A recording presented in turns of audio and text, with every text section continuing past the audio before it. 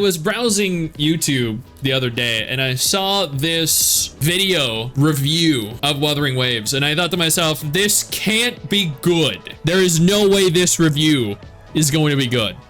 And then afterwards, I got DM'd from multiple different people on Discord and on Twitter. I got tagged on Twitter, and they're like, Stix, you have to look at this video review of Wuthering Waves. It is so good. So good. So I thought to myself, okay, you know what? Yeah, sure. That sounds great. So what we're gonna go ahead and do is we are going to look at this review together, collectively, and see what it's all about. I'm sure it's gonna be good. It's from IGN. You know, IGN are a paragon of truth, of honesty, and of professional reviewing. The most average reviewer. Don't call them that. That is rude. All right, here we go. I don't know why people kept asking me to watch this. I don't. I'm gonna go on a limb here and assume because it is phenomenal. Watch me live over on twitch.tv/Stix and Mrs. Stix. Heart rate should be fast. Okay, their first problem here is that they decided to use the English dub for the beginning of the game.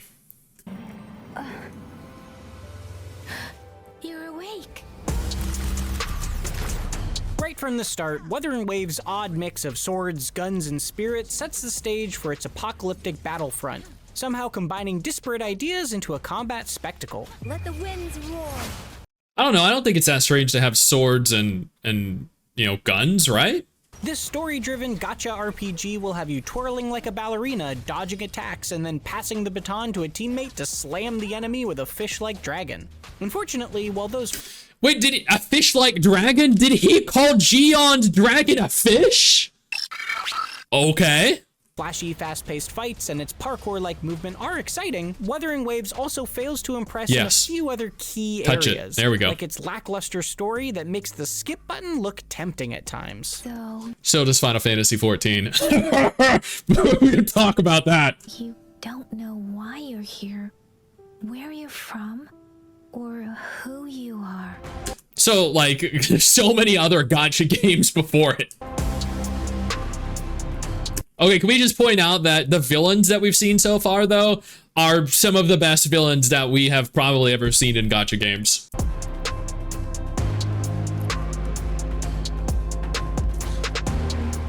Wind Rider.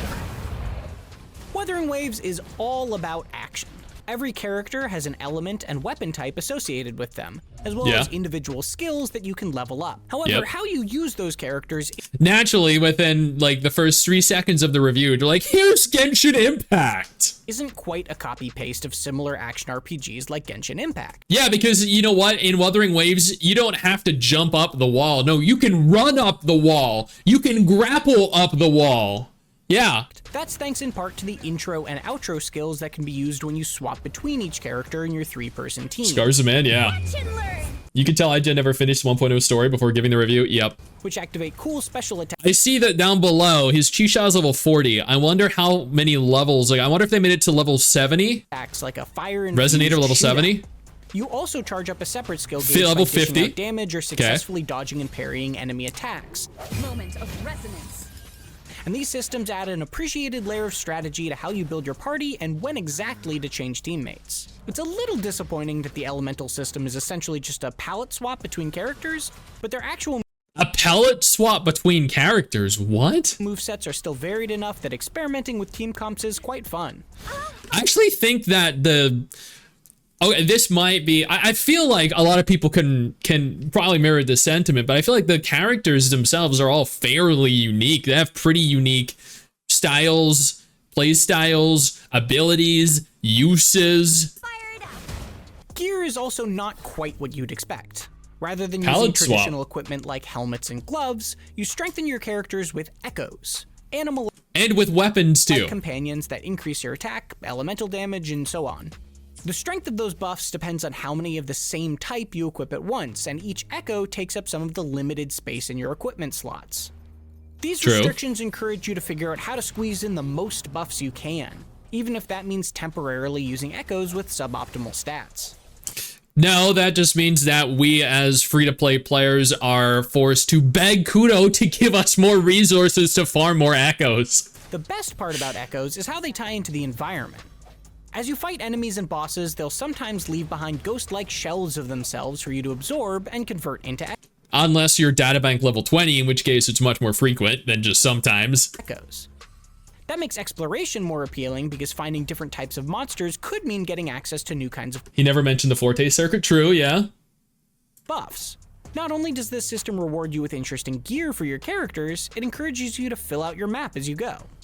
Bulldozing through the same enemies over Well, you also need to fill out your map because of all the achievements you get and all the asterite you therefore get, which means more pulls. and over again to collect echoes can start to feel repetitive after a few dozen hours, but at least they also get you This guy's never played an MMO before. Farming the same group of monsters for a few dozen hours probably gets real repetitive. Yeah, try farming the same single boss monster in World of Warcraft or Final Fantasy XIV or Guild Wars 2 or The Elder Scrolls Online for months. Bro's on the level 31. He is. Oh, he only made it to Union level 31 before making his review. You can get that in what, like days, less than a week? Damn. Okay, yeah. That explains why his resonators are all level 40 and 50. Try hundreds? Oh yeah. Or any gacha game with endgame grinds? Yeah, exactly. Oh, God forbid you have to grind a few dozen hours for your character. Yeah. What do they expect you to do? Here are the best in slot echoes. Now what do you want to do? Good point. I'll just log out, I guess, and go play what? AFK Journey? points in a collection tracking guidebook, as well as a battle pass full of rewards. So there are reasons to hunt them beyond just upping your stats. Gotta catch them all.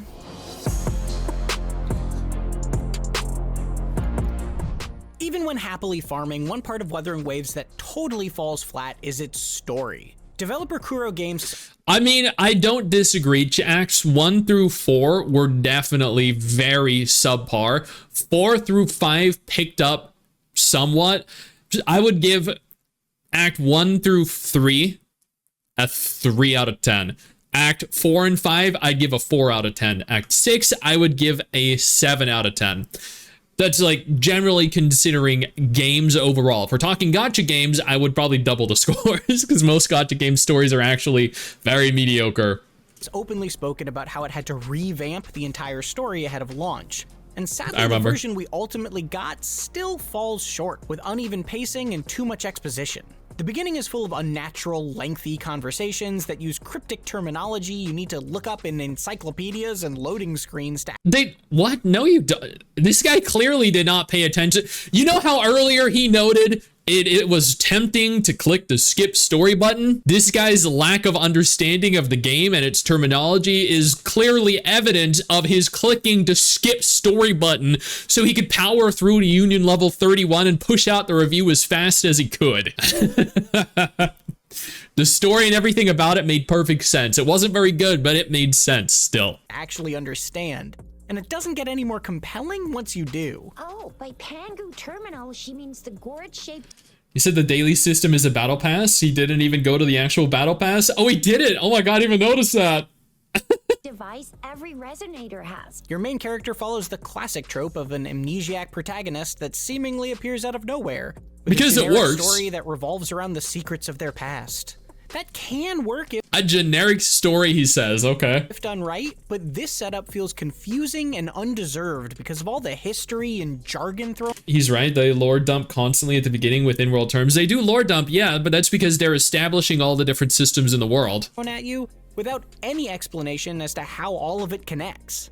Things That's start because it's that they're building the world. to clear up in the later acts of the first chapter, only for it to introduce more characters that divide your attention before you even get to know them. And it doesn't help that the voice acting sounds borderline monotone across the board. Even Not during across the intense board. cutscenes. Not across the board. Did he never meet Gion? Did he never meet Scar? Mine too. I've never seen such a formidable tacit discord before.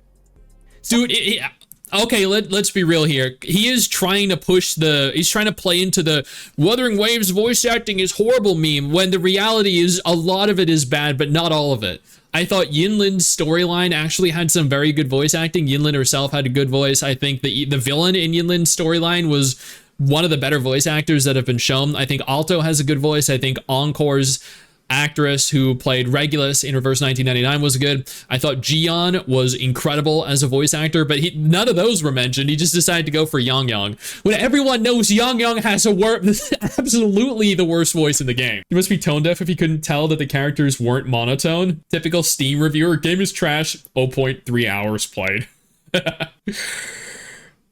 Side quests don't do much to deepen the connection between the characters and the setting either. That is true. You can witness the dangers of this apocalyptic environment, like dying NPCs and comrades that melodramatically tell you to go on without them. But there's nothing that truly makes you think anyone important will get hurt. Anyway, please allow me to introduce myself. I am Tao Chi. Small things, like the very few moments when your hero suddenly speaks despite otherwise being largely silent, are... I don't know. I feel like your character spoke a lot more than traditionally in gacha games. Also jarring. At some points, it's enough to just make you want to mash buttons and quickly skip through a tedious conversation or leave a scene on autoplay in the background. True. Kuro Games That's occasionally attempts more meaningful side quests, like one about a monster mourning its mate and a researcher who similarly lost their partner, but not enough of them stand out. Oh no, side quests are generic. This is the only video game to have ever had basic, boring, generic side quests. You are all right, it seems. These memorable quests are more of a rarity than the norm. Even when you have big side quests waiting to be completed after the roughly 20-hour main story, the large text blocks that always accompany them make them daunting to get started. Playing through these missions for their rewards alone is at least a compelling incentive, because they won't exactly have you perched on the edge of your seat expecting some big surprise. Thank goodness. I don't know, the weird little Paimon demon thing at the end of the first chapter kind of surprised me. Thankfully, the rewards for climbing the ranks are tantalizing enough on their own. Wuthering Waves uses a fairly standard gacha system where you trade in-game currency for random character and weapon pulls, complete with the usual pity system to make sure you eventually get a high-quality reward. That said, this pity system is more generous than many other games in the genre. Not as generous as Punishing Grey Raven. Nowhere near as generous as Punishing Grey Raven. Their gacha system isn't as generous as Azure Lane either. It's definitely more generous than Genshin Impact, though. Only taking 80 gacha pulls to get a guaranteed 5-star character or item. Quests are terrible, they are. Plus you'll generally see. It also offers tons of free resources during the initial honeymoon phase, too, handing out dozens of pulls whenever you climb 10 or so ranks, alongside other systems that make them particularly easy to earn at the beginning. And the dozens of pulls worth of compensation you get if you start the game. Yeah. You're even guaranteed to get at least one random 5-star character right away, plus another 5-star character of your choice after 80 pulls. And on top of that, Wuthering Waves is handing out a free pass that will be available until next year for another 5-star character. That means Genshin could never. You could have at least 2 top-tier fighters in your party within the first few hours of playing, and a third if you stick around for a couple more. This flower is for you. I hope it makes you happy. You dislike their character pool's not large enough? That's true, it isn't, yeah. It feels generous out of the gate, especially for any gacha game fans burnt out on bad pulls elsewhere. Some of the characters do feel underpowered compared to others, which is sort of inevitable in games where the cast grows over time like this. Well, that's all you need is Jian. Jian is the most OP broken character in the game. You use his ult and you literally deflect and parry other, like all abilities. He's literally an invulnerable, unstoppable god of a character. However, Wuthering Waves does its best to offer future-proof free-to-play characters that'll make it easier to build optimized rotations without having to constantly keep up with the new releases. Or you could also use your, the coral, what was it, the Aftershock coral, to ensure that you can continue to get dupes for your characters so you could successfully upgrade them to maximum capacity. I saw that he didn't touch on that. Unlock 6 4-star characters for free through the story that can charge your party's energy, strengthen their attacks, and heal as needed. What's up, Mikey? It's great that this foundation, plus those guaranteed 5-star characters, make it so that beginners can start building strong team comps that feel satisfying right away. Okay, here we go. Moment of resonance. Wuthering Waves. Okay, I'm gonna call it now. They've done nothing but talk about how bad the game is. Well, okay, they have had a few very, very minor positive things to say, but I'm gonna go out on a limb here and say, even after saying how poorly so many of the mechanics and systems are in the game, they're still gonna give it like a 7 or an 8. I'm calling it. Waves' combat-heavy action, quick movement, and enticing echo collection enhance combat and exploration enough to let it respectably stand out from its competitors. Storm, hear that That's because its only competitors are Genshin and Tower of Fantasy. You don't need much to stand out from Tower of Fantasy, trust me. command. The fights are polished and sophisticated, rewarding reactivity and optimal Yes. builds and teams. I see he hasn't touched on any of the hologram boss fights yet. I also see he hasn't touched on the Tower of Adversity yet either. So he's saying they're complex and he's saying they're so mechanically challenging, but he hasn't actually done any of the fights that would challenge him mechanically. On top of that, the Echo equipment system ties your character progression into the environment in a way that encourages you to uncover every inch of the map. Yep. Which can be satisfying despite the repetitive process of fighting overworld mobs. Gacha games. Unfortunately, the story is a bland, exposition-heavy slog with dull writing and voice acting. Until the I end. can then convert its reverberation into an echo for use in battle. But he doesn't show the instances where the voice acting was actually good. Like anywhere Gion was involved. Or Yinlin's story. Come on. Like, that's a very interesting narrative to push, that every single line in the game was horrible. He also didn't include any of the Scar cutscenes. Come on, man. Game journalists won't touch those hologram bosses, probably, yeah. Dude is an IGN reviewer. The tutorial was probably challenging mechanically. Oh, man. Stix is forever the best game reviewer to date. Yes, I know, I am, yeah. Okay, here we go. Wait. 2 out of 10? There's no way to give this a 2 out of 10. While the quests aren't its main draw, Wuthering Waves is still worth looking into as a refreshing spin on the typical open-world gacha RPG. For more, check out our recent reviews of Disney Dreamlight Valley or the Paper Mario The Thousand Year Door remake. Alright, so they gave this a 7 out of 10. They gave it a 7 out of 10.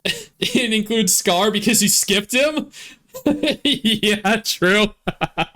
That's because he skipped the story. He skipped all the instances where the voice acting would have actually been good. Okay, all right. Okay, we have to check the comments, right? We have to check the comments. Review is kind of bad. It's not comprehensive. It focuses almost strictly on story-based stuff, which isn't the sole part of the game.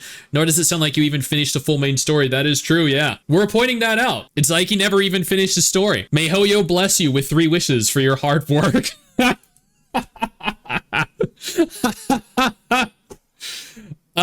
Very poor review that missed a lot of important points. If you want to watch a real review, go watch any other review than this one. IGN stands for Invalid Game Reviews. They proved themselves right. God, 20-hour main story. What the fuck game were you playing? IGN trying not to be biased. What a bad review. Oh, God. Review made by a mint picker. Worst reviewer of all time. You can tell this dude just played a couple of days and put out a sloppy review after. Yeah. All right. You know what? I want to... Hold on. I want to check what its actual reviews dislikes are. Oh my God. 62% dislike rate. Oh my God. 1,200 dislikes and 700 likes, chat. Oh my, that is savage. Oh, damn. So clearly I'm not the only one that found issue with everything he was saying. Let's give it more dislikes. This is arguably the worst Wuthering Waves review I have ever seen.